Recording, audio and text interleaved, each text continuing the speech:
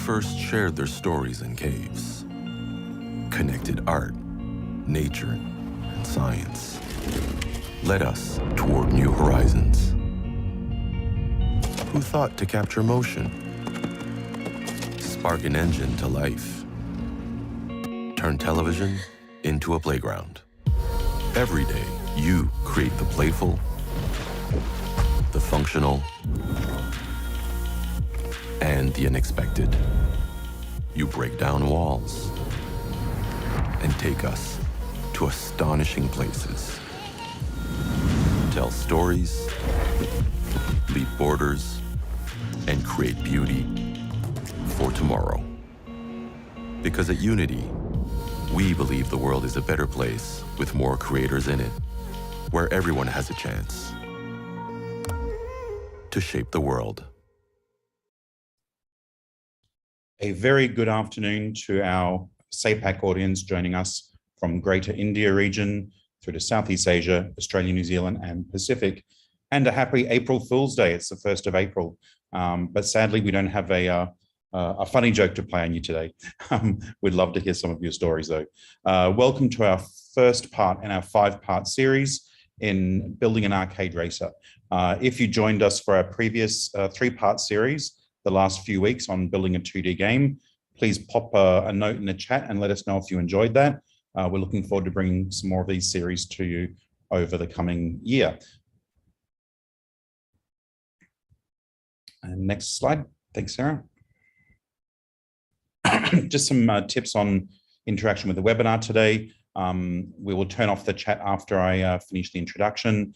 But in the meantime, love to hear from, if you saw the 2D series and where you're calling in from today, that would be great. And once we get going, any questions that you have need to go into the Q&A box if you're joining us from Zoom. If you're joining us on a social media streaming platform, feel free to put the Q&A on those respective platforms. Today's duration is about 90 minutes for part 1, and at the end we'll be doing Q&A. Unity developers are not just working in the gaming space, they're working in many industries across the globe, from architecture, engineering, construction, to automotive, transport and manufacturing, in education, in research, in film and animation, in robotics, AI, amongst many others. So having Unity competency opens pathways to career development. And then you can look into our certification programs. We have different levels of certification, depending on age, experience, and how long you are investing in developing your skill set. Please check us out on that website. Some recent developments. I know you've joined us for some recent webinars. You will already know about this. Recently, Weta Digital joined us. They're the special effects company behind some of Hollywood's biggest movies, everything from Lord of the Rings to the latest Batman movie and Doctor Strange movie.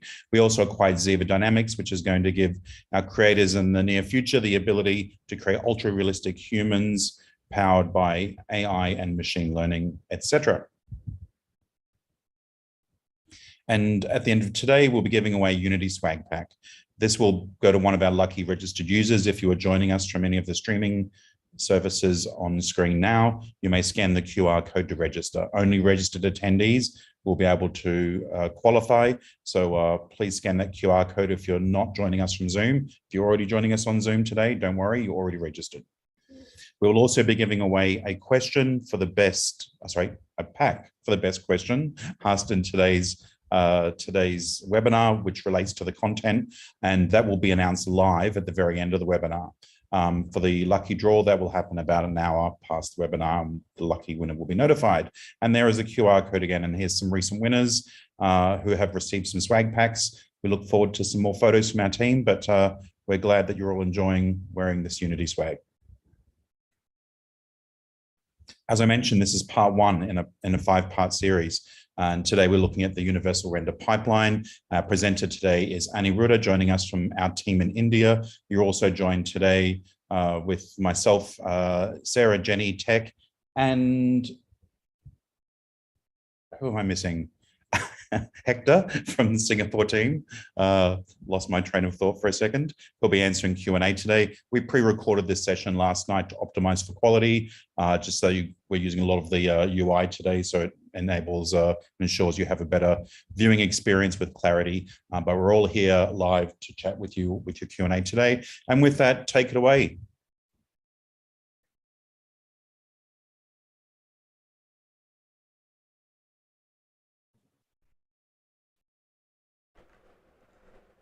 Welcome to the first webinar of the Building an Arcade Racer series.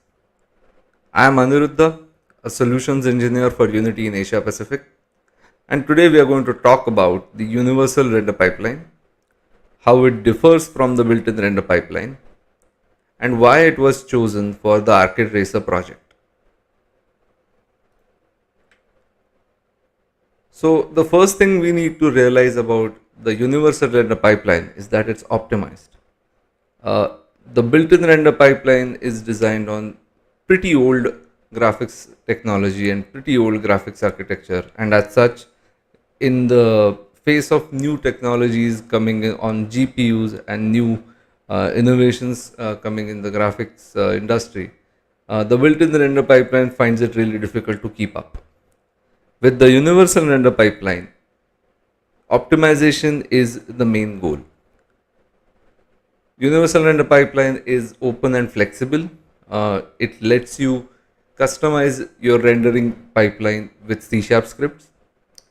It becomes very easy to scale your graphics quality to meet different kinds of device tiers and achieve performance on all device tiers. So you get the maximum possible quality on that particular device, be it a high-end device or a lower-end device or even a very basic smartphone.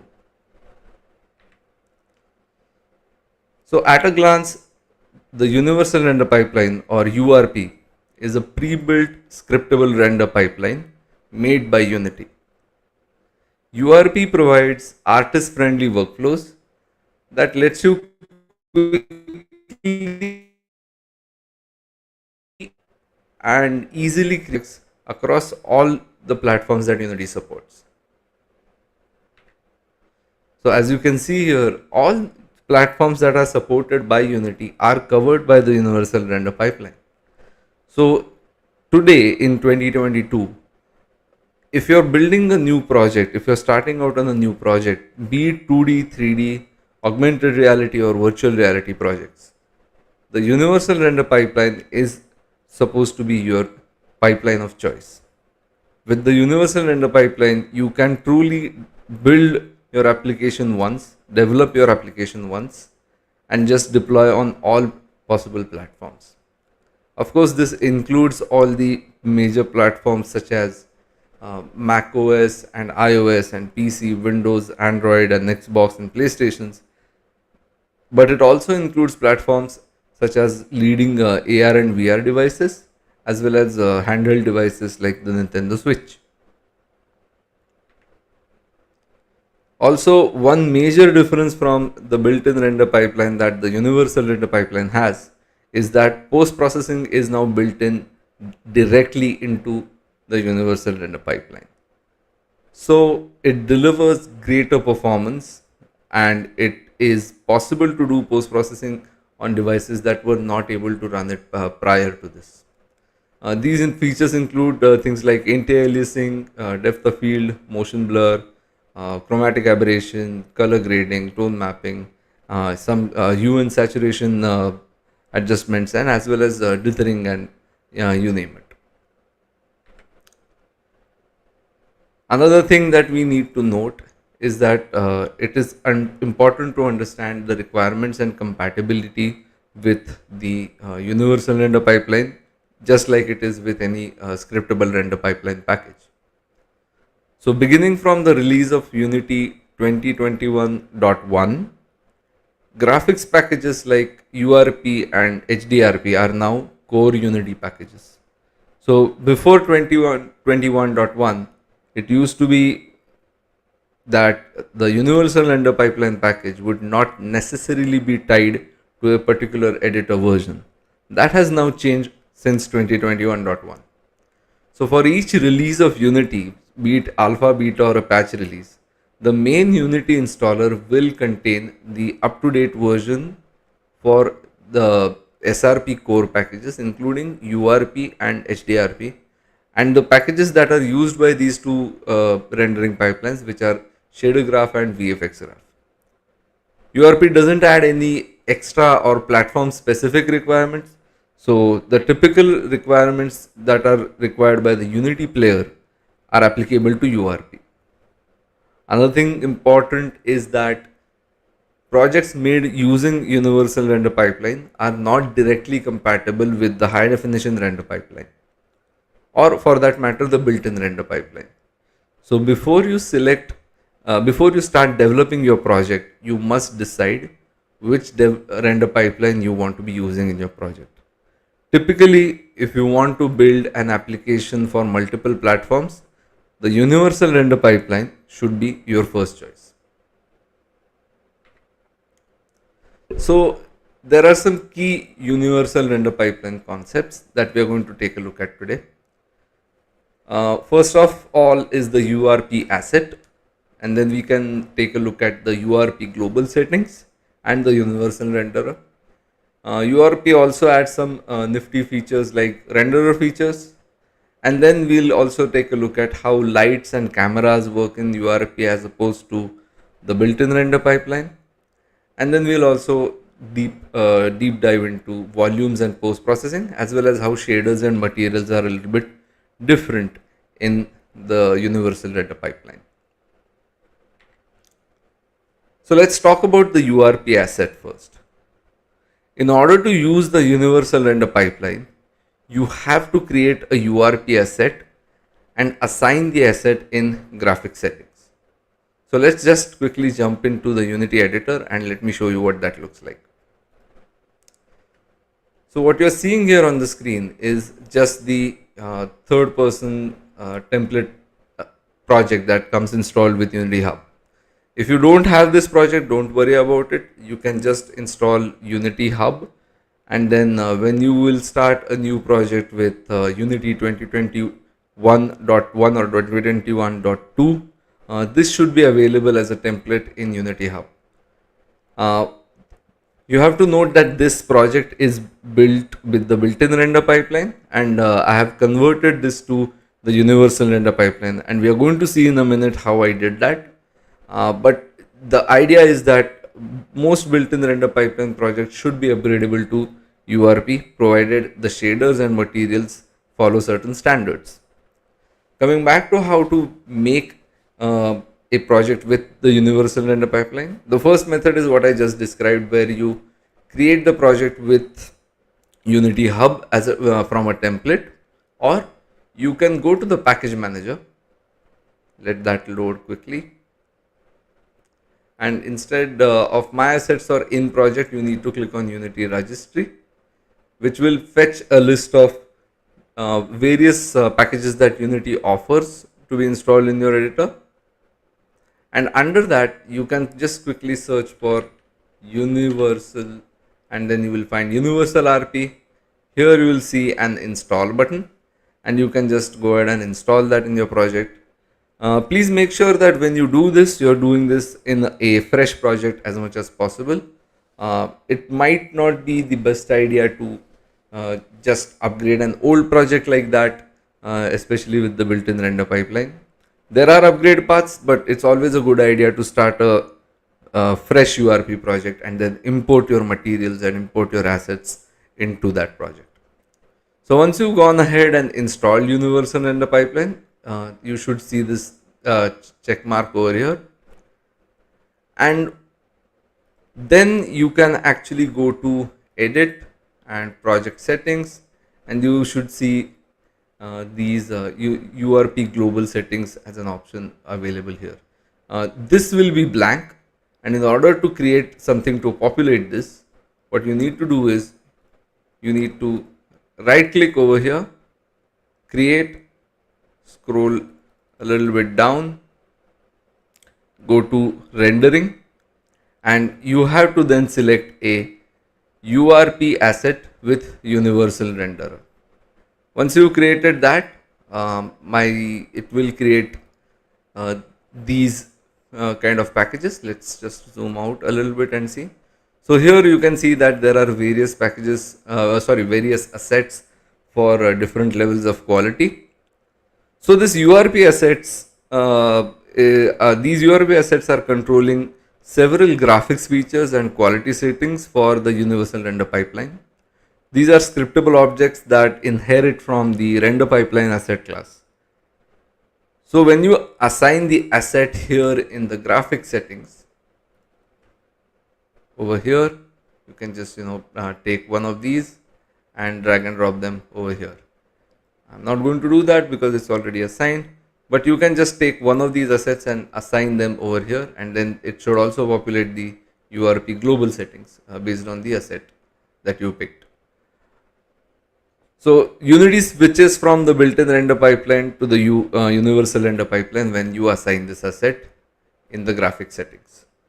You can then adjust the corresponding settings directly in URP instead of looking for them in different places across the editor. All you have to do is essentially just select the asset, and then over here in the inspector you are going to see all the relevant settings for that particular renderer asset. You can have multiple URP assets like this and switch between them. For example, you can have one with shadows on and another one with shadows off. Here in this example, you can see that there are multiple assets for high fidelity graphics, balanced performance versus high performance.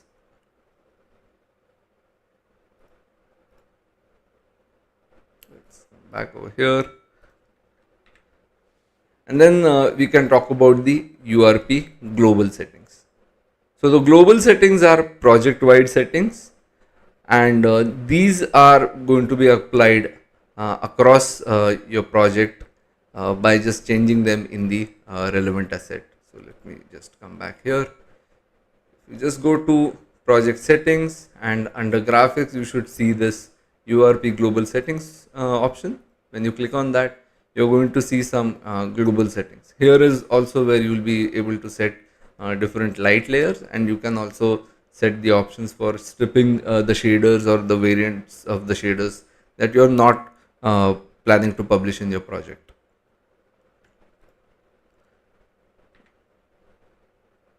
Then let's talk about the universal renderer. The universal renderer is essentially an asset that the render pipeline asset uses that houses some more settings for the universal render pipeline. And let's quickly go there. So as you can see over here, this is the render pipeline asset versus this is the renderer, right? So the render pipeline asset has things that are relevant to the particular graphics quality that you're going for, or the particular graphics preset that you're going for. And the renderer actually has information regarding things like passes, any kinds of post-processing is enabled or not, do some objects receive shadows or not, such as transparent objects, what kind of post-processing data is being taken, and you can generally look at this as a sort of a pass queue or a stack of passes that your universal render pipeline asset will basically execute.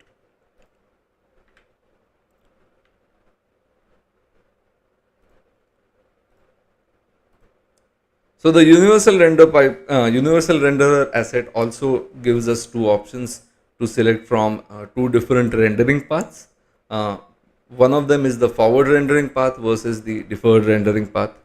The forward rendering path, as the name suggests, is a pretty straightforward linear rendering path in which all the geometry in your scene is passed to the GPU one by one, projected and then broken down into fragments, and then lighting is applied and then it's rendered on the screen.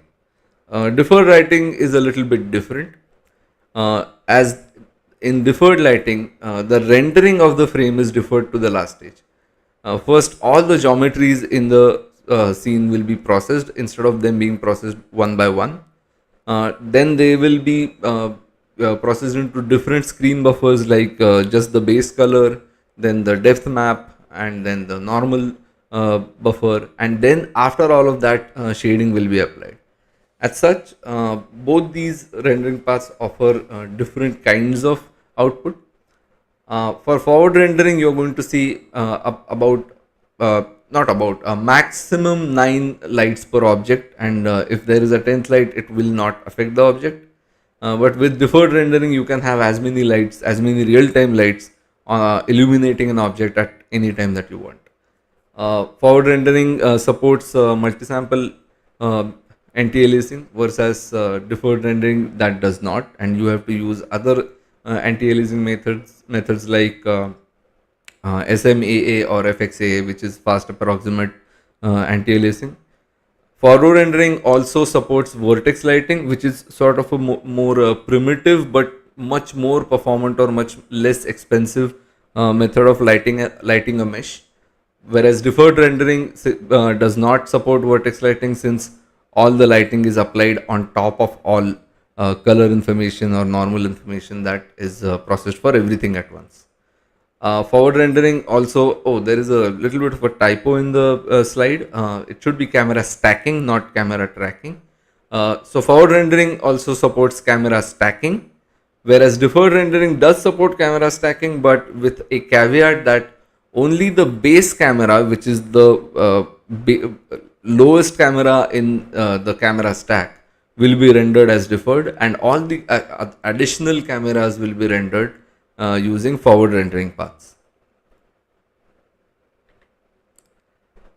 Then we can talk about renderer features. This is something specific to universal render pipeline. When you compare it with the built-in render pipeline, in built-in render pipeline with shader lab, you could write multi-pass shaders.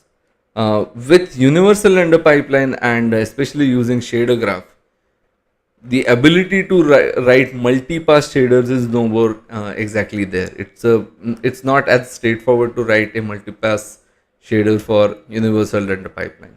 There are good reasons for that, because multi-pass shaders end up taking a lot of performance and end up taking a lot of graphics processing power. As such, it's always a good idea to avoid multipass shaders, but there are some scenarios, and we'll see one of them in a short while. There are some scenarios where you want to have some objects rendered with multiple passes. So in order to overcome this limitation of universal render pipeline, we have implemented a feature called renderer features.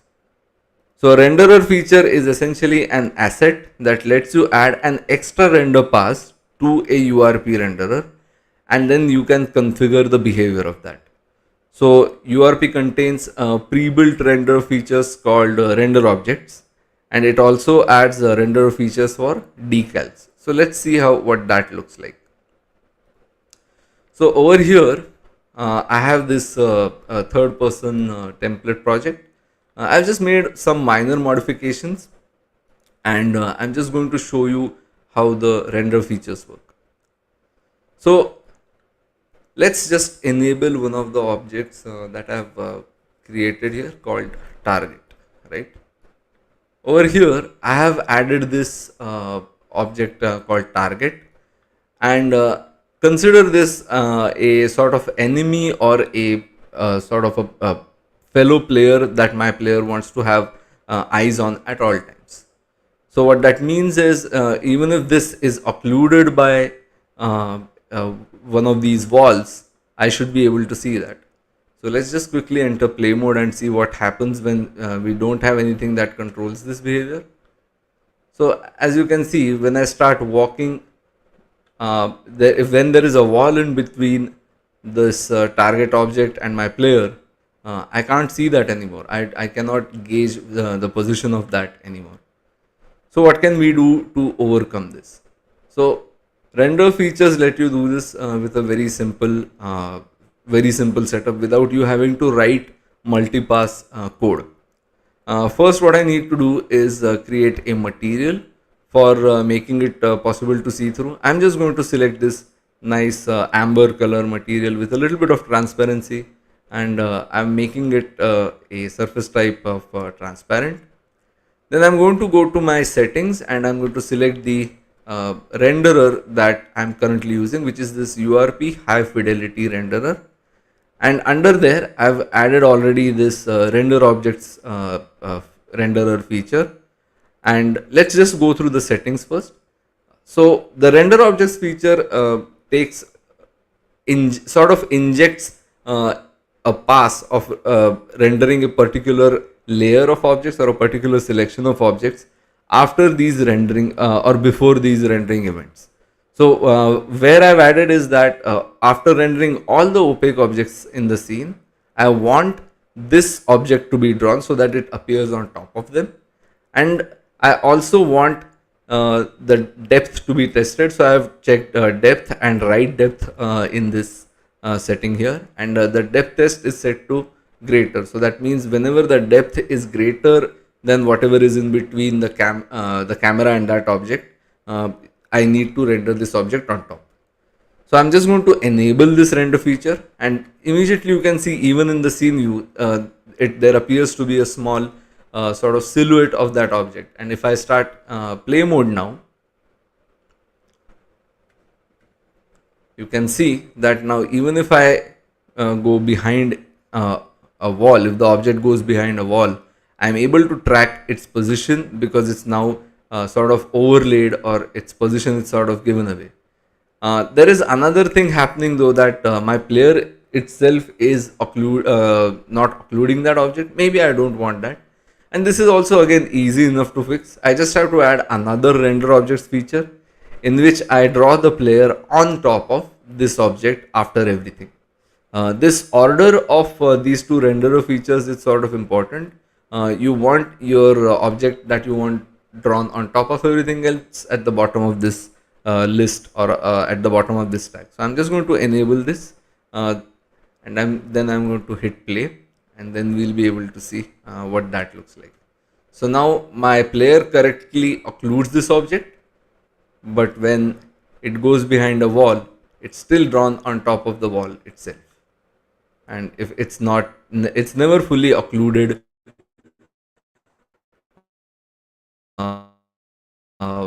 with this render feature object.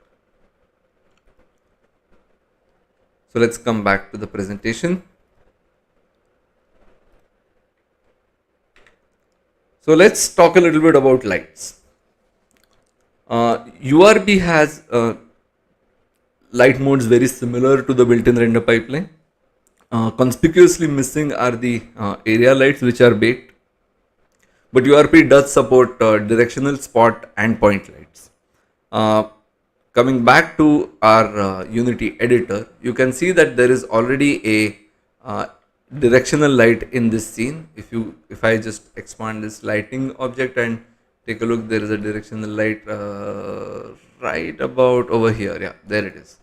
Right, and this directional light is set to mixed mode. That is, it can be either a real-time light, or it can be both real-time, and it can also contribute to global illumination when I bake my lighting.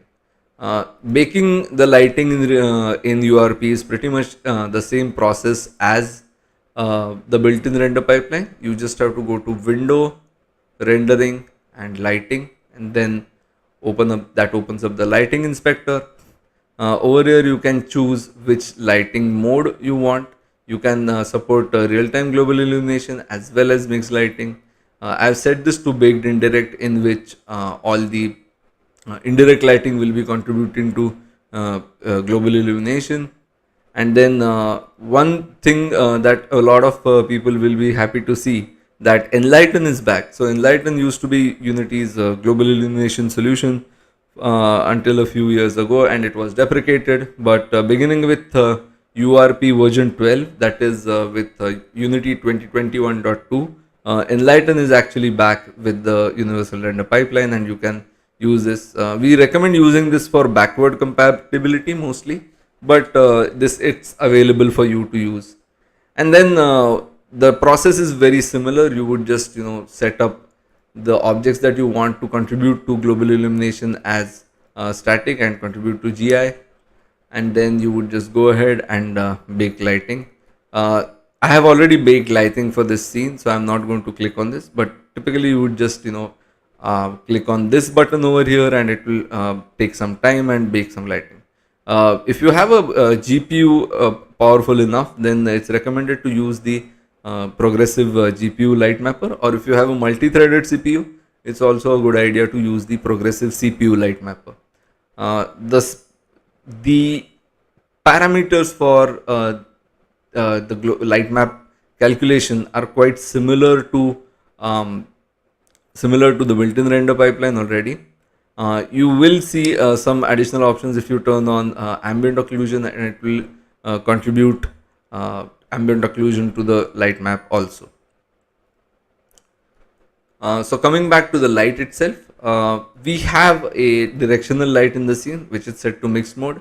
It has some properties a little bit different than what you would expect from the built-in render pipeline. So the properties that you will see here can be either a color to the light or a filter and a temperature. So a filter and temperature setting is more closer to real world or physically correct lights, right? Whereas a color is just flat out color applied to the light itself. Then you can control the intensity. Then you can control the indirect contribution multiplier. You can also set this familiar multiple importance setting from the built-in render pipeline that you can also use in the URP. And then shadows work a little bit differently in the universal render pipeline than they do in the built-in render pipeline. In the universal render pipeline, the shadows can be either set per light, or they can be set in the renderer itself. So you can over here, so you can set in the pipeline assets itself, you can turn the shadows on or off by just ticking the shadows on or off here, and you can do that for your main light as well as any additional light. Typically your main light will be the first directional light in your scene, and any spotlights or point lights you will add will be treated as additional light. So you can just disable the shadows for your main light, and it will disable the shadows for all directional lights that you will use in your project. Or you can select the directional light itself and set it to no shadows, which essentially does the same thing but not on the project wide setting. Additionally, it's what you should note that a directional light is going to render one shadow map per cascade. Cascades are essentially a system or a feature that is available to you for maintaining shadow quality over large distances.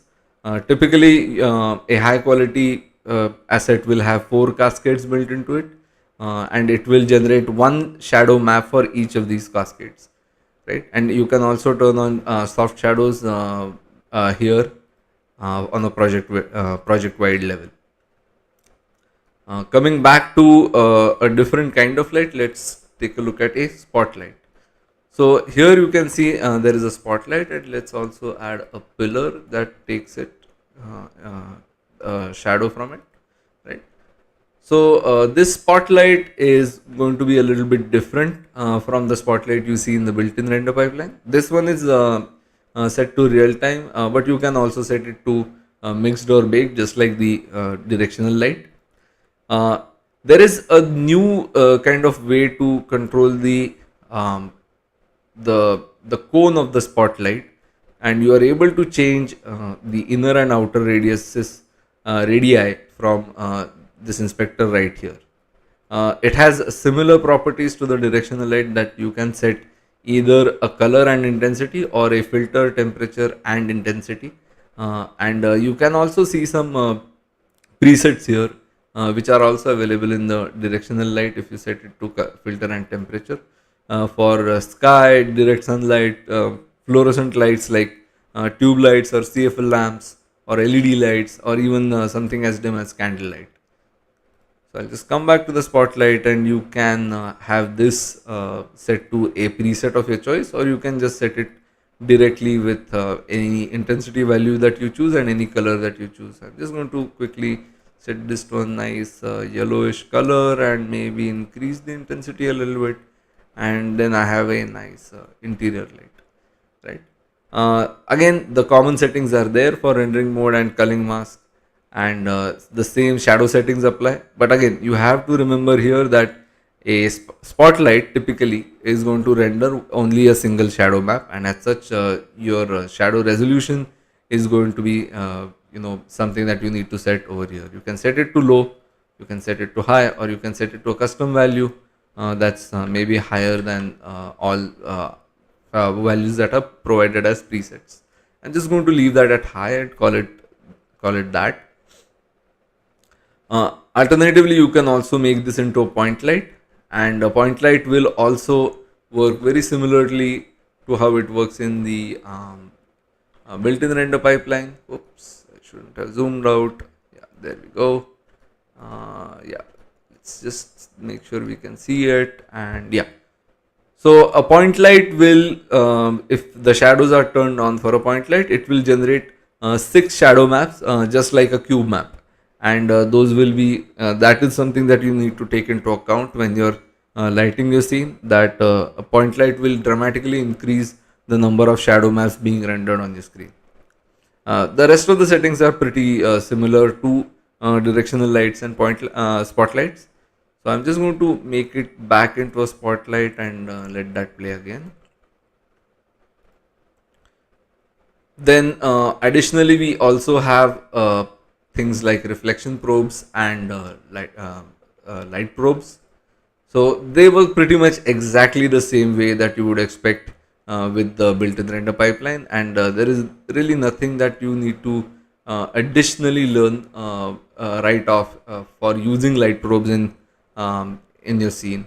Same goes for reflection probes.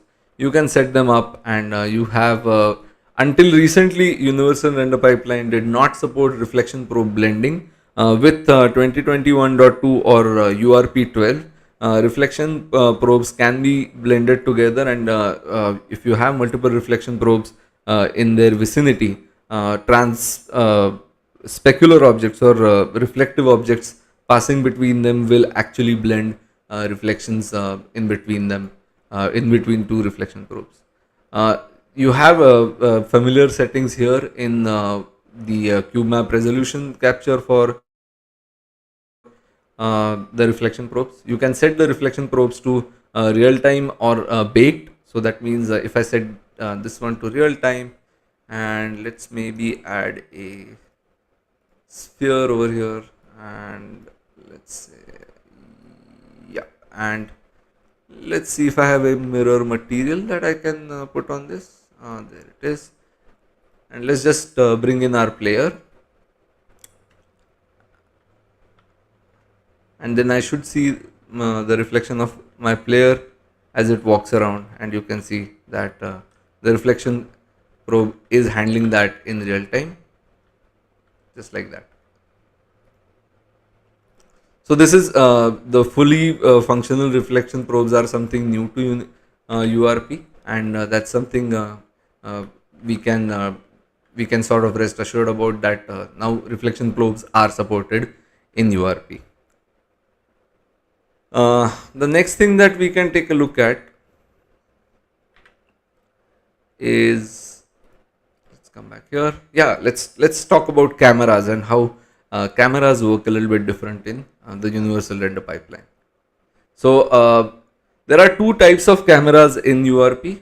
First is the base camera, and the second is the overlay camera, and these are used for camera stacking. URP also generates some URP camera data, URP specific camera data that is stored in a component that can be accessed from a component, and that's useful for creating C# scripts that work with that camera data. And one thing to note versus the built-in render pipeline, that the URP cameras use volumes, or rather make use of the volume framework of added by the SRP packages. So let's come back to our editor and see what that looks like. So I've sort of gone ahead and done some pre-setup for this scene over here. What I have is a sort of a separate setup inside this scene itself, and what I've done is I'm going to just quickly show you. So this scene or this project has this Cinemachine camera following this player, correct? And I have set up another camera here high up in the sky, and I'm going to call that overlay camera, and I'm just going to enable that. This overlay camera, let's see if I can find it. It's situated pretty wide and pretty deep, and you might feel this to be a little bit weird, but it will make sense in a minute. So this overlay camera is set pretty high up in the sky, and what is it looking at? It's an orthographic camera. It's not a perspective camera. So what that camera is looking at is essentially a marker and a sort of a mini map that I've tried to make. So I'm going to find this marker object that I've sort of hidden under the player. I'm just going to enable it, and you'll see that this big red square pops up.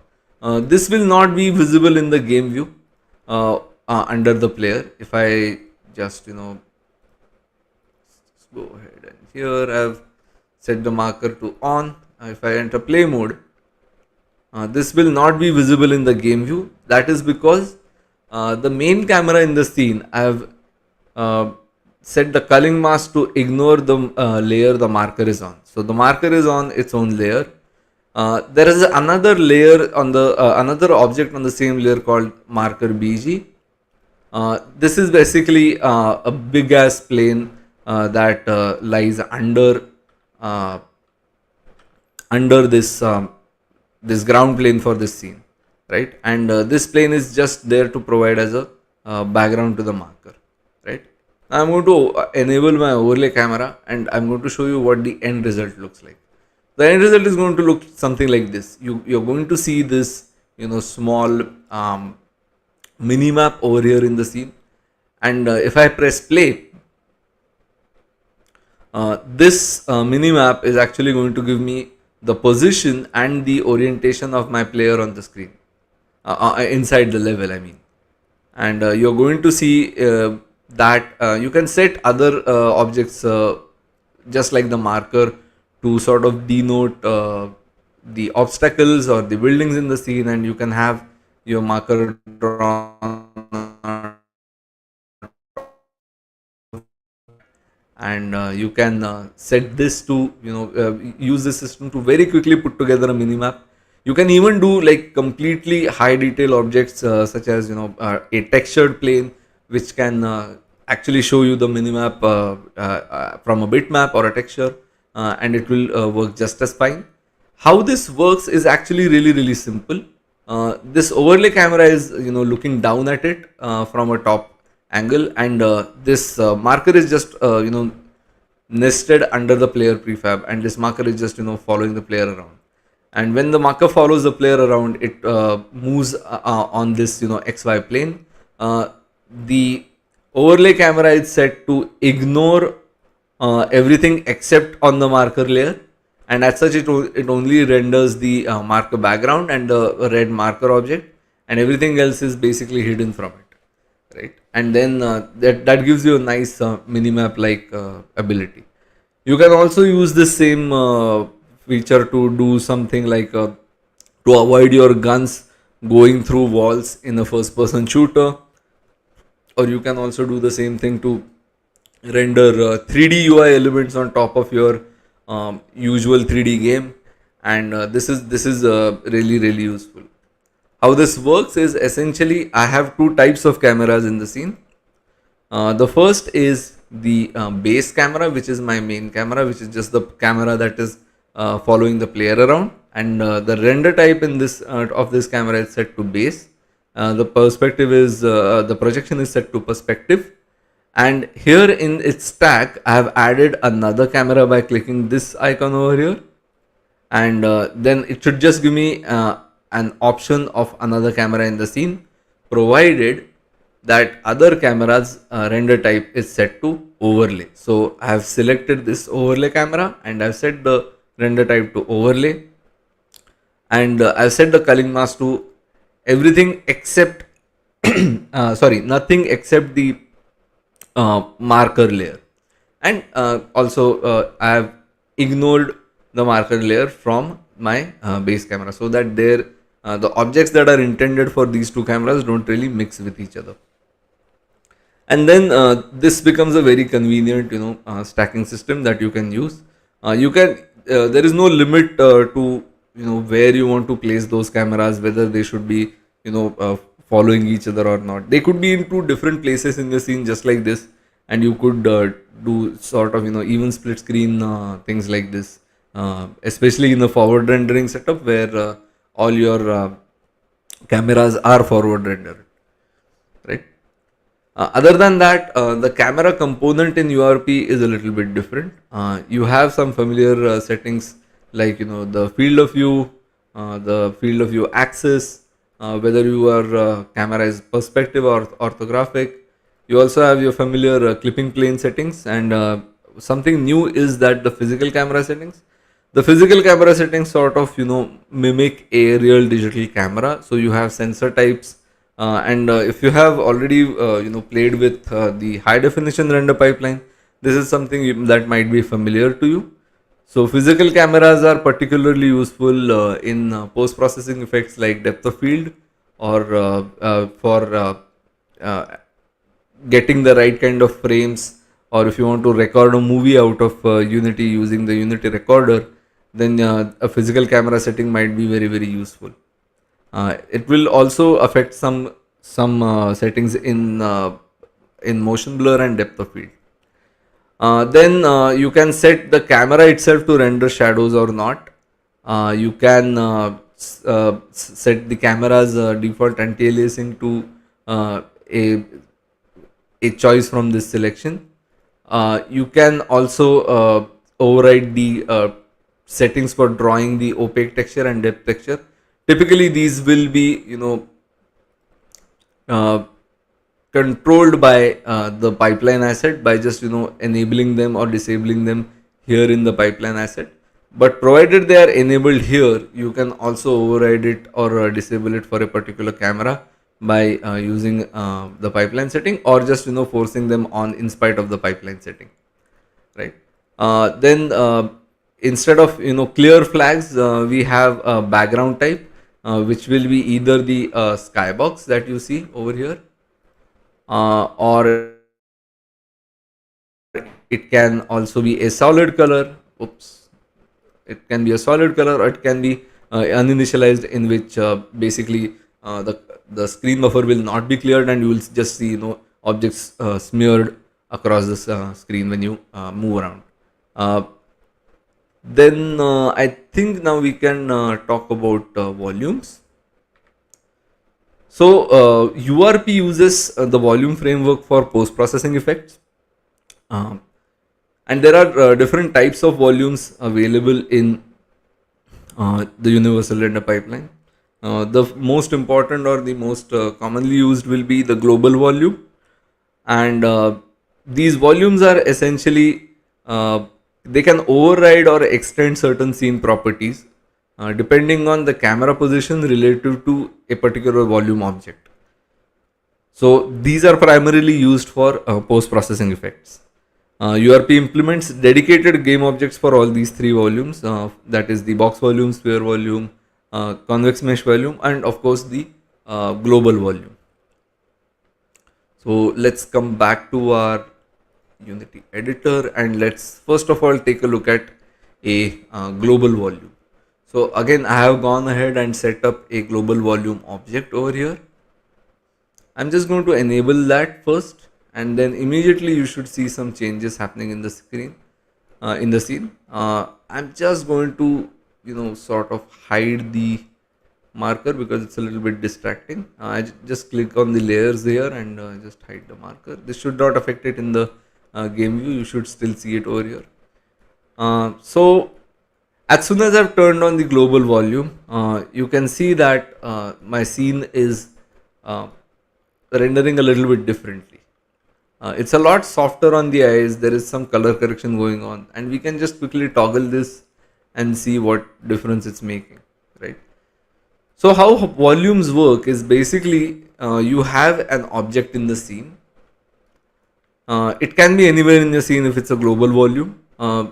Then it has a volume component, and then you set the mode of that volume component to either global or local. If you set it to local, you can make it into one of the other three types, which is the box volume, sphere volume, or convex mesh volume. Uh, but that itself is not going to be enough.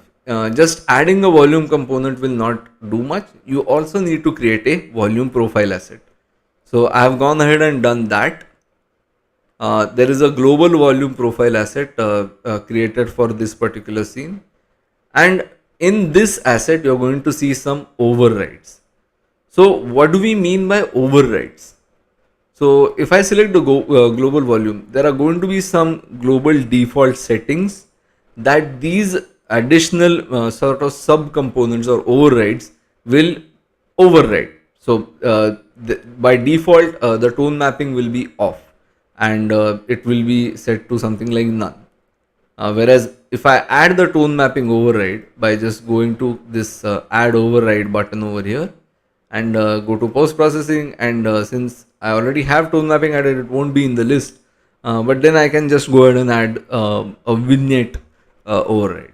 And as soon as I've done that, I just have to enable the intensity and then crank that up, and you can see that it also adds a vignette override. So by default, there is no vignette, but I'm overriding that. I'm enabling the vignette, and I can also change the smoothness of that vignette. I can change the roundedness of that vignette, and I can change the color of that vignette if I want. I can make it something red. So if you want something like the player entering a dangerous area or the player health getting low, you can use this for that.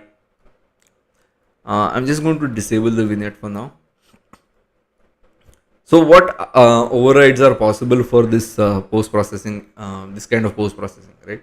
So first of all is the tone mapping. The tone mapping is going to use more cleaner looking colors by using the ACS color profile. You can also use neutral if you plan to take videos of this and run them through other post production suites, or you can just use ACS ACES for a nice looking color profile. You can have bloom, which is something I'm sure most of us are familiar with, for creating a glow or a soft glow around brightly lit or emissive objects. You can change the threshold of that bloom to make it really look really soft. You can increase the intensity of the bloom. You can also change sort of the scattering profile of the bloom, and you can turn on high quality filtering, which will make the bloom look a lot better.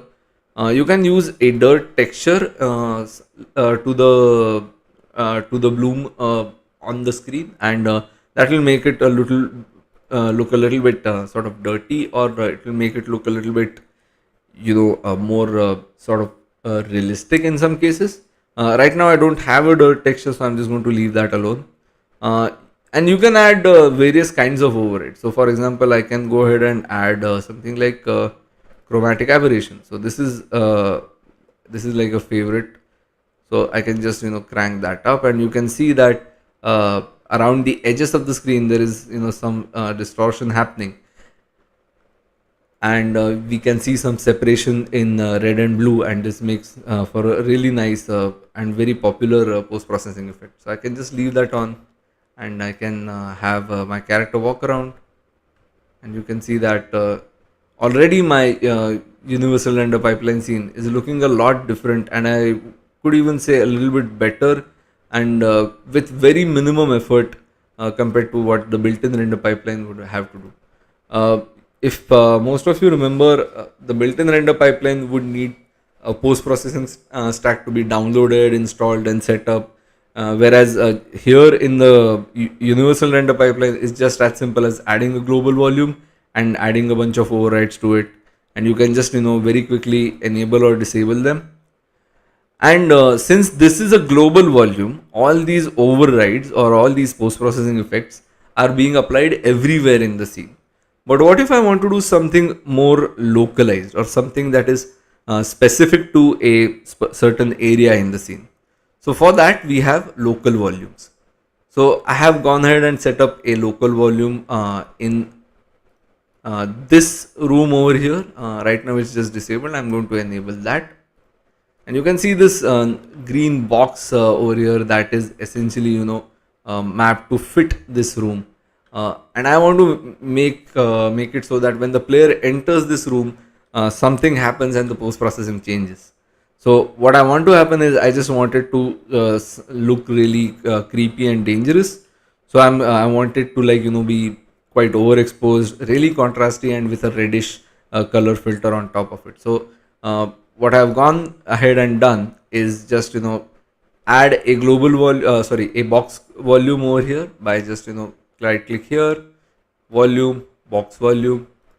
You could also add a sphere volume or a mesh volume, and it would work pretty much the same way. With a box volume, it's essentially an empty game object with a box collider and a volume component. And if you edit the box collider to, fit a particular area, that area will be treated as the volume bounds or the volume extents. You have to make sure that the volume mode is set to local, and then that should basically cover it. So let's see what that looks like. So now if I walk into this room, the thing should go suddenly red, and there you go. What just happened is, as soon as the camera entered, not the character, as soon as the camera entered this this room that I've, sort of demarcated with my global volume, my local volume, immediately the post processing effects from this volume were added to the global volume, and now I have a color adjustment filter going on, a color adjustment override going on, which just adds a reddish tinge.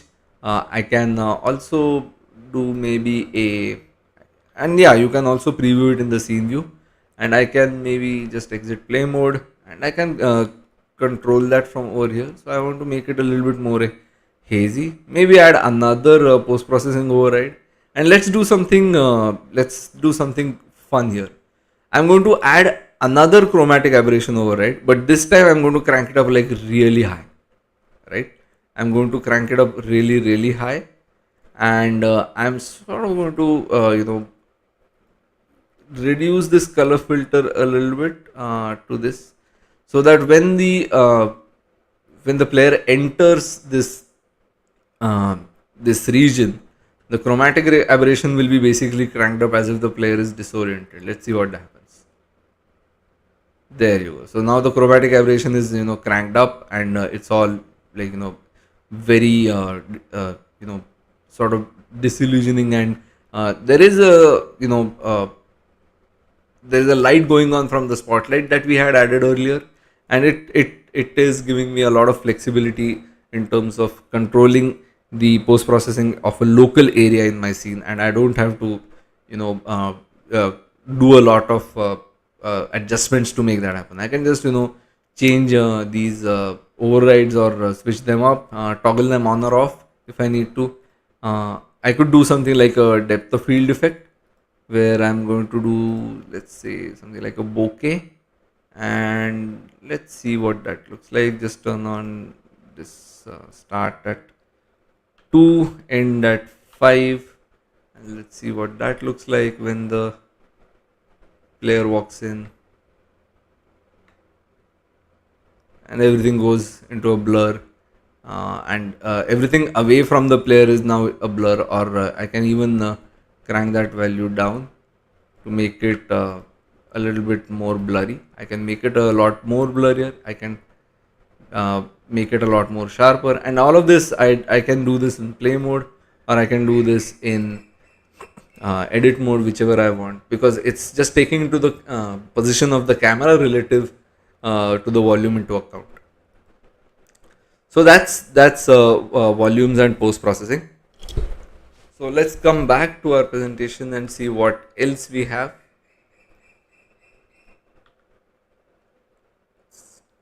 Come back. So let's come to the shaders and materials in Universal Render Pipeline.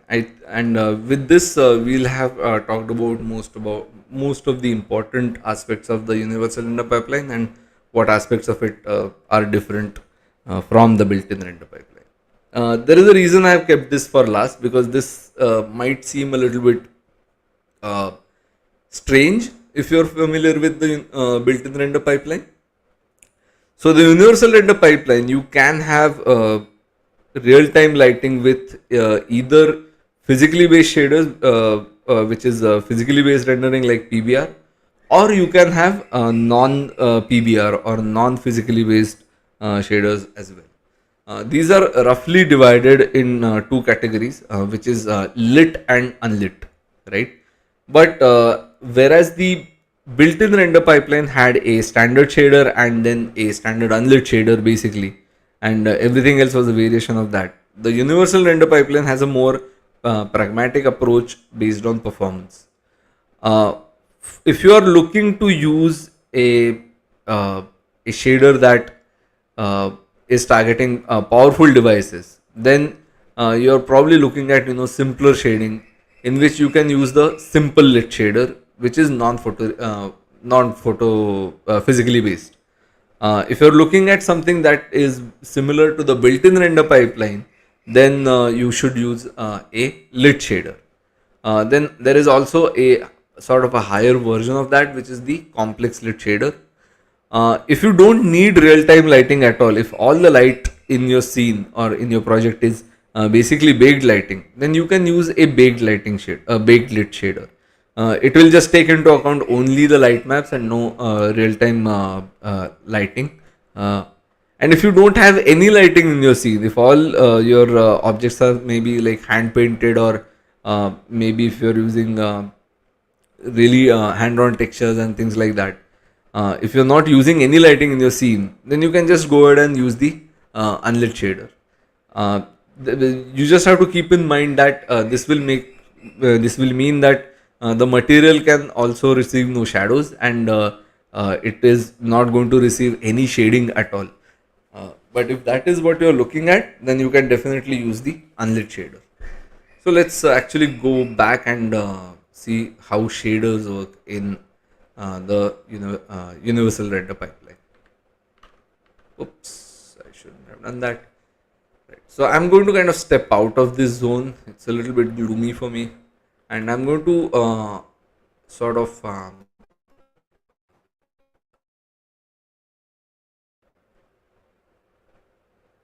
enable a hidden object that I have. Let's also go ahead and disable the lower global volume. So here's what's going on. This object has a legacy shader or a built-in render pipeline shader applied to it. As such, this is giving me the error shader or the dreaded pink magenta color on this object, because this shader is not supported. You can see if I select this object and go to the material in the inspector, the shader is our old school standard shader. It has a texture map in the albedo and normal map associated with it, but universal render pipeline cannot render this. That's because this is not compatible. This shader is not compatible with the universal render pipeline. So in order to make a standard shader material work with universal render pipeline, we've added a tool called the render pipeline converter. In order to find that, you just need to click on window, rendering, and render pipeline converter. As soon as you do that, you're going to find this dialog box pop up, and you're going to have to select what kind of conversion you're looking for. So right now it's defaulting to convert built-in materials to 2D URP.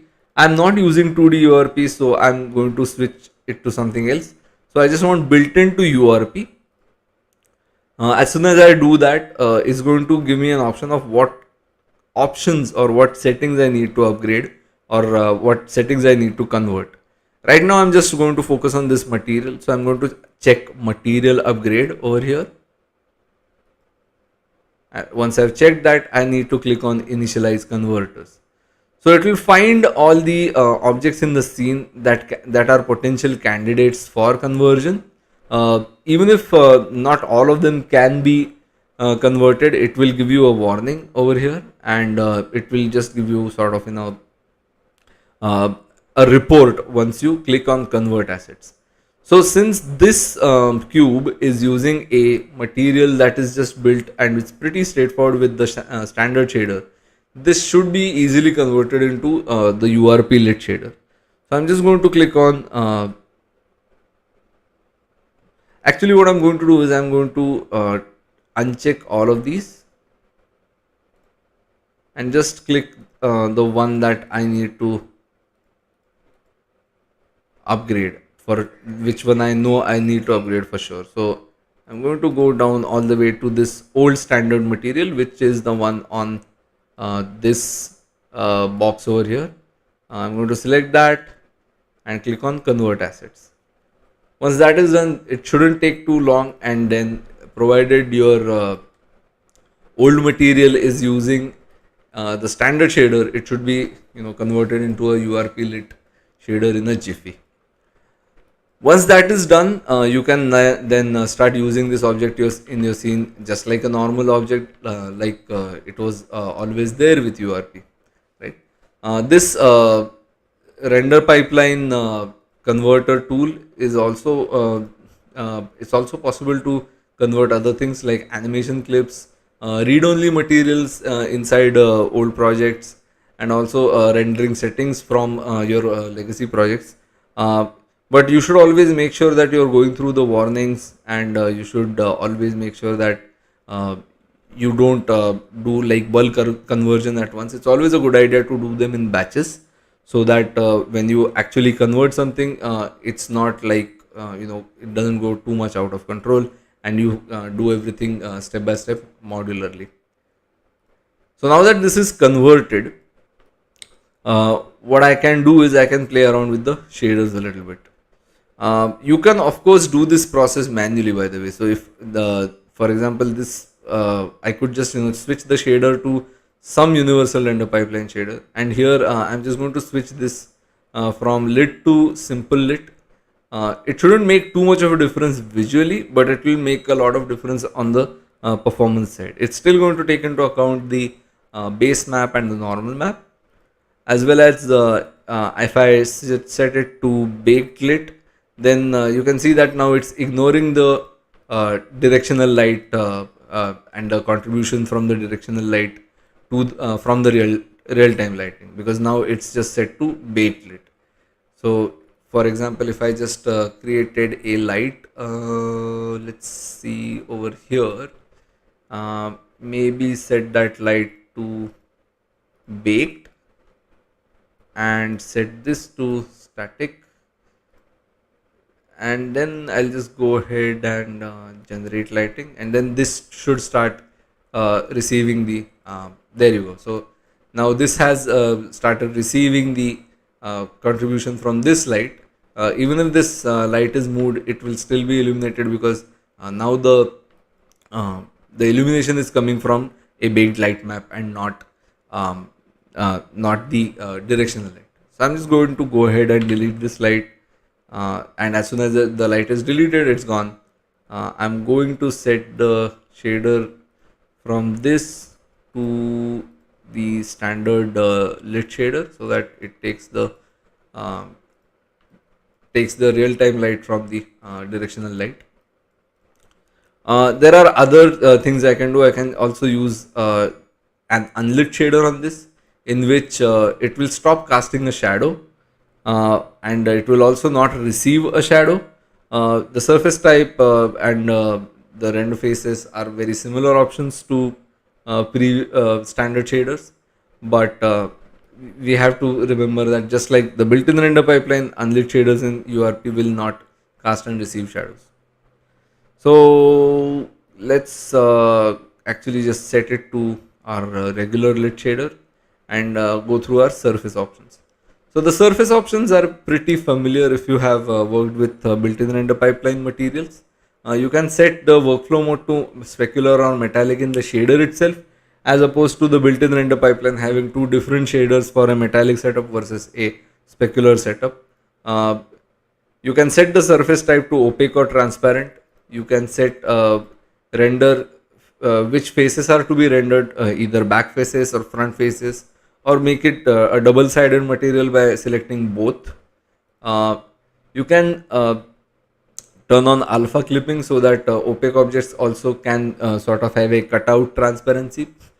You can selectively disable receiving shadows on this particular material. Uh, then on the surface inputs, you have your familiar albedo or base map. You have a metallic map and smoothness map. So this is something you can plug your traditional mask maps into. So then it will basically take into account the mask smoothness and all that, metallicity, smoothness, and occlusion and all that. You can also still use detail masks and detail maps for secondary details to your materials. You can set the emissive property for a lit shader, uh, and I think the simple lit shader will not have as many properties. For example, it doesn't have the secondary maps for the simple lit shader or the detail maps for the simple lit shader. So I'm just going to come back to lit. You can set it to emissive, and then you can set either a HDR color where you just add the uh, intensity by a number, or you can just set it here manually to some arbitrary value like 15, and it will if you set it to static, it will contribute to global illumination as well. Let's just see what that looks like.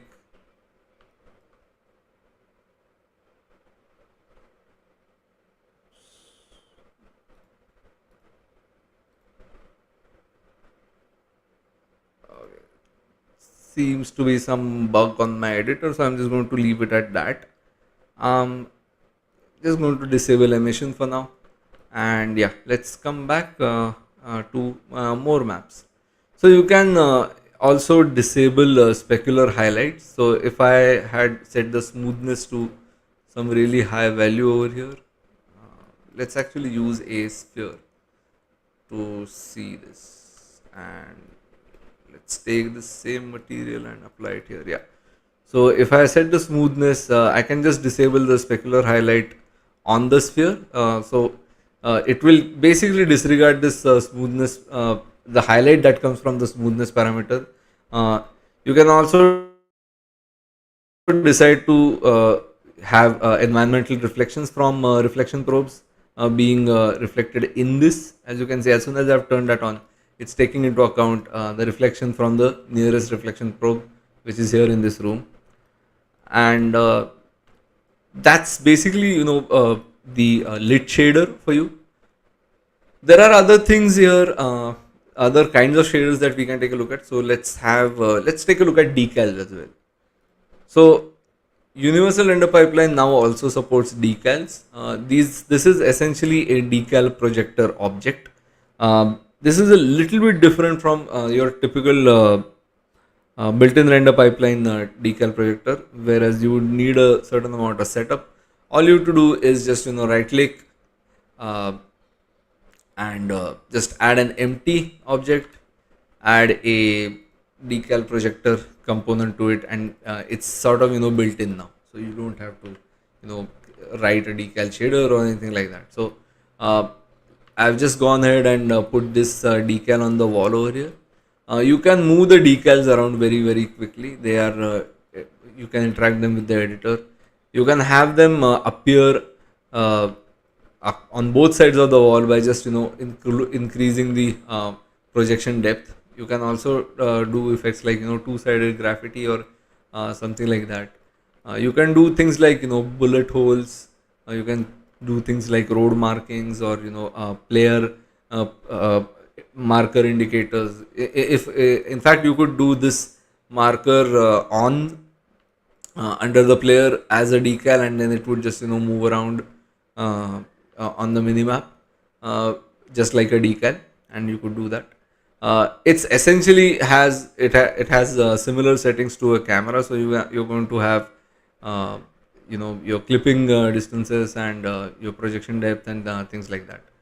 You can also set a texture and a normal map to the decal. So if you wanted to do something like bullet holes, you would be this is what you would do. You would set a bullet hole diffuse texture map, and then you would also add a normal map to make it like appear a little bit indented into the uh, into the um, into the wall or surface that the decal is put on. Then you can also use a normal blend. So this doesn't have a normal map because it's just a flat sticker, right? So the normal blend is set to 0. But if your decal has a normal map like a bullet hole, you would set this to a higher value so that it also takes into account the normal data coming from the normal map. And then for if you want to do like really hundreds of them on the screen, then you have the option of GPU instancing decals and just spray bullets on any walls or any surfaces that you like. So the last thing I think we want to talk about is the particle systems in universal render pipeline. So I'm just going to go ahead and enable the particle system object I have over here, and it's just going to click on play. So universal render pipeline also includes a shader for particle systems. I have gone ahead and created a material for that. Uh, the process is pretty straightforward. You just create a material, and then in the universal render pipeline shaders, you're going to find a section for particles, and in there you're going to find three kinds of particles: lit, simple lit, and unlit. I'm right now using lit, and that's a little bit interesting, and I'll show you how. Since the particle system is enabled, if I go and walk towards it, since this is a lit shader, my particles are also going to receive shadows. And this is sometimes a nice addition, because if you want to do nice smoke light effects which can be opaque and receive shadows, then you can actually use this feature to do that. However, if you want, you can also set the blending mode to something else. You can change the blending mode to something like additive, and it can be a nice glow. You can set it to opaque, and just have do something like bubbles for that matter, and just have alpha clipping included in there like this. So if you don't want a soft fall off and just want to do something like bubbles, then this is what you would do. You can just make blobby particles just like that. You can turn off the shadow reception off on the material itself. I'm just going to leave it at transparent because I like the way that looks, and multiply. Nice billowy smoke. And yeah, let's just go ahead and undo everything.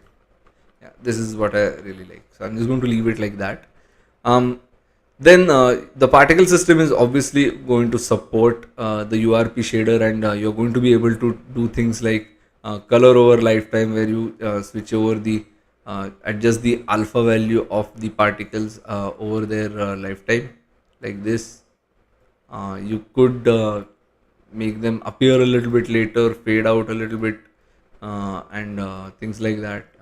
You can definitely use these parameters of the particle systems through universal render pipeline. I think this is all. One last thing I just want to touch upon is that shader graph is not covered in this particular section, because as of 2021.2, shader graph is supported on all three pipelines, which is the universal render pipeline, the high definition render pipeline, and as well as there is limited shader graph capability in the built-in render pipeline as well. So shader graph itself is a pretty huge discussion as compared to just the universal render pipeline. But I'm going to just quickly show what a typical URP shader graph looks like, and then I think that will be the end of the things that I want to cover. So I'm going to go to my materials folder, and I want to use an object for this. I'm just going to use this one, and I'm going to create a shader graph URP lit shader graph, and I'm just going to call it lit shader lit SG. Yeah, that's a good enough name. Double click on it to open a shader graph, And so this is what a typical URP shader graph will look like. We have a master stack over here, which has the vertex stage and the fragment stage. You are going to have a lot of the options you find in the lit shader for that appropriate master stack. So you can change the material type to from lit to decal to unlit to sprite lit. So sprite lit is for mainly 2D applications of URP. Um, so I can just make my own decal shaders with some amount of customization by just selecting decal here, and I can just add different kinds of parameters to these fragment or vertex stages by just hovering over here, pressing the space bar, and then I can add a custom interpolator if I want, and then use that value to be passed on to the fragment stage if I want. This itself is a pretty big topic in itself, writing shaders with shader graph. So we are not going to go into the details of that. But the point is basically you can create shader graphs, typically such as creating a base color and plug that into the base color. So I've just created a property, plugged it into the base color, and I've set this to something like lit, and I'm just going to save this asset, create a material with this, right click on the shader graph, click on material, and it should just create a lit SG material from this. I think it made it or not, I can't tell. Let's just try again. Yeah, the shader graphs lit SG, just apply that on this, and as soon as I select it, I should have a property available here. I can change the colors, and since I haven't exposed any other properties of the shader graph to the inspector, I'm going to have to do that manually, and that would be a pretty straightforward process. Just add a float, plug it into something like the smoothness, and then you set the mode to a slider, and then it's going to show up over here, and then you're going to have the same thing available in your material inspector. So on the whole, this is a brief introduction of URP. You can already tell that URP is a lot less dependent on you writing shader code, and it's a lot more customizable without having to go deep into the Unity engine structure or the graphics pipeline. You can do a bunch of things very quickly. Even artists can take advantage of these tools and make sure that um, the assets that they are working on are quite optimized and performant, and it takes really seconds to do some things that would normally or previously require a shader to be written or a custom shader to be made, and it would also be it's also now much easier to set different quality levels and switch between them. It's also easier to have different post processing effects and switch between them. And in general, universal render pipeline is more optimized for all platforms. So now that I've built this scene on this platform, I can just go ahead and safely deploy it on Android, iOS, or virtual reality, or AR or VR, or whichever platform I choose to do. There are obviously going to be some things like you should make sure that you don't deploy some post processing in VR. But other than those platform specific gotchas, there is nothing stopping stopping URP from delivering the right performance for that particular platform. So let's come back to our presentation. So there is a more in-depth feature comparison table available in the Unity URP docs. You can just search for URP documentation feature comparison on Google, or you can actually screenshot this page or this slide and follow the link down below. This table is going to provide an overview of all the current features supported in the universal render pipeline compared to the older built-in render pipeline. If a feature is marked as in research, the URP team is still researching how to and when to implement that feature. If a feature, however, is marked as not supported, it's because Unity is not planning to support that feature anytime soon in the universal render pipeline. This is a lot more technical and in depth than the session we did today. So if you would like to find out about a specific feature being supported by URP or not, this is the resource to go to, and this is constantly updated every time a new URP release is out, and this is going to be your go-to resource for finding out if URP has one-to-one feature parity for with the built-in render pipeline for the project you're working on. Having said that, I will just reiterate what I said earlier in the session, that in 2022, any new projects you start with Unity, it's always a good idea to start them with the universal render pipeline as opposed to the built-in render pipeline. So this is the end of the session, and I think if we have time after this, we can go for questions and answers. So thank you very much, and let's see if we can do some Q&A.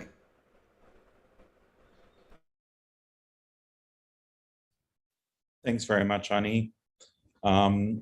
Is there any questions that the tech team would like to take a look at? In the meantime, please note that the survey form to qualify for today's swag pack, but also because we'd really love to hear what kind of content you would like us to produce for you and what interests you in Unity so that we can better deliver this every Friday for you. Please fill out that survey link form. It's now in the chat window. And Ani, do you have a winner for today's best question at this point, or are you still looking through? Sorry, I was on mute. So we are still going through some questions, and we are basically going through the open questions, and just after that, in a second, I think we can. No problem. Declare one. That's fine. And for the rest of the audience, if you would like to put the rest of your questions in now, that will help us to the team to answer them for you. So I think for me, the best question was the name of the person first, Ani. Yeah. I'm just double checking it before I give it away.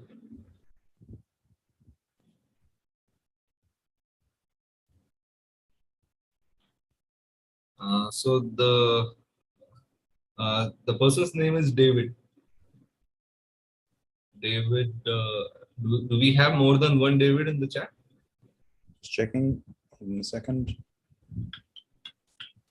No, we just have the one David. I think that's our winner. Yep. I think David may have won the best question a couple of weeks ago again. David, just go stay in touch. I'm going to drop you a note in Slack.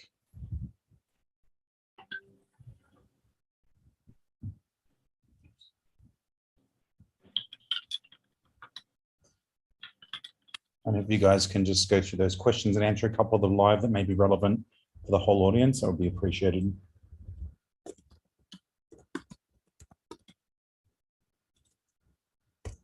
I think we can take a couple of them, and we can consider the questions closed at this point, but let's quickly go through whatever is there in open. So somebody's asking if the GT graphic cards will be okay. You can probably play URP games with GT graphic cards, but we would recommend using a dedicated graphics card with some fair amount of capacity to develop games with URP. That gives you more additional headroom for checking for performance and developing your game. So is Unity going to replace built-in RP with universal render pipeline? Not anytime soon, but we are already recommending that you should start your new projects with universal render pipeline, and that the built-in render pipeline is not going to get a regular feature updates from this point on. So for now, since a lot of people are still getting comfortable with universal render pipeline, it's not default yet. There is a lot of old projects that people need to port over. So it's not the default yet, but it's our definite recommendation. If for anybody who's wondering which where do you get this project from, this is not a specially made project for this webinar. This is a template available in the Unity Hub. If you just download the third person template, you should have all the files available in this. What I've done is just converted the third person template from the built-in render pipeline to universal render pipeline. And if you want to know how to do that, you just have to watch the video for this webinar once again. No, we don't have any assignments from our side. I would not use an MX350 to build games for URP. I would recommend something like a GTX 900 series card should be just fine. And so Genshin Impact, I think, is using URP. And can we make a box volume effect appear on player entering the volume and not the camera entering the volume? If it's a first-person game, yes. But otherwise, it's always going to be the camera entering the volume and not the player. But you can definitely set up some sort of trigger to control the volume weight based on where the player enters the volume. And I think that's all of the questions. Thanks, Ani. Sorry, I just wanted to take a breath there because I was struggling to get in between your two questions. David has generously offered, as he won last week, has generously offered to let someone else be a winner for today. Thank you, David. Very nice of you. So if you want to have a look through another question, you can just be random. Then I think we can give it to, let's see, let's give it to Bhavya Prashant. Bhavya, I think Bhavya also won in the last couple of weeks. Let me just double check. We have some regulars. Let me just double check though. Bhavya, if you're there, can you drop me a message in the chat?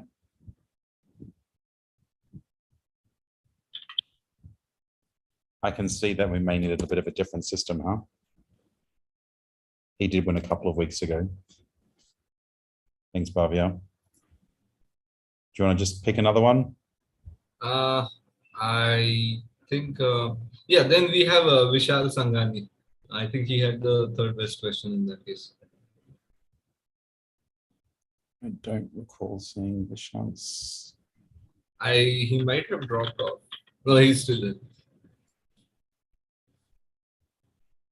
Yep. Vishal. Yeah, Vishal, have you won recently?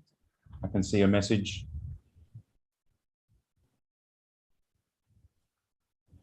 Drop me your email address in the chat window. Awesome. Just thank you. I can see your response there. Just give me your email address so I can pass that to the team. I'm gonna jump in real quick. Somebody just asked if we can make, sorry, it's a little noisy out here. Somebody just asked if we can make like a beach buggy type racer using URP and Unity. So just want to say, check out next week. I'm going to be covering physics. That should actually pique your interest because we'll cover stuff like suspension and whatnot. So yeah, I'm just going to, since tech is getting a lot of disturbance, I'm just going to say that if you want to build a beach buggy type game, you're in the right webinar series. Next week is going to be really, really fun for you. All right, Andy, I think that's it from our side. I think we can consider the Q&A closed.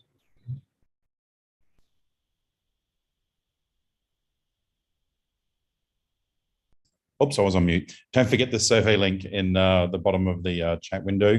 And Vishal, thank you very much for giving me your email address. I have that. And have a great week, everybody. Look forward to part 2 next week. And also stay tuned. We may have a very interesting prize to potentially announce next week based on this series and based on creating a project based on this series. So stay tuned. We'll be able to give you some more details in the next week. Thanks, everybody. Happy Friday. Happy April Fool's Day.